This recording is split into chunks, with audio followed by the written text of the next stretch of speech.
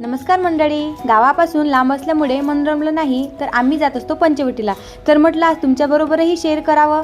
गोदावरीच्या काठावर वसलेले हे सुंदर क्षेत्र म्हणजे पंचवटी. हे ते धार्मिक स्थळ आहे जिथे श्रीरामांनी वनवासाच्या वेळेस काही वेळ वास केला आणि हेच ते मेन ठिकाण जिथं कुंभमेळा भरतो. जन्माष्टमीच्या दिवशी पाऊस चालू असल्यामुळे बाहेर निघणंच झालं नाही, म्हणून मग आज गेलो श्रीकृष्णाचे दर्शन घ्यायला. कान्हाजी एवढे सुंदर दिसत होते ना की खूपच. मी कान्हाजीला थोडे झोके दिले आणि मंदिरात गाणे चालू असल्यामुळे कैवल्याने जबरदस्तीचा डान्स केला. नंतर जायचं होतं कपालेश्वराच्या मंदिरात. दर्शनाची लाईन पाहून आम्ही लाईनमध्ये लागलोच नाही. तिथून गेलो गंगेवर. गंगेवर पूजा चालूच होती, पण जिकडे तिकडे चोहीकडे आज सर्वीकडे गर्दीच गर्दी होती. मग काय, तिथून वापस आलो. घरी बनवायचे होते साबुदाण्याचे वडे. साबुदाण्याचे वडे बनवले आणि असा होता आमचा दिवस.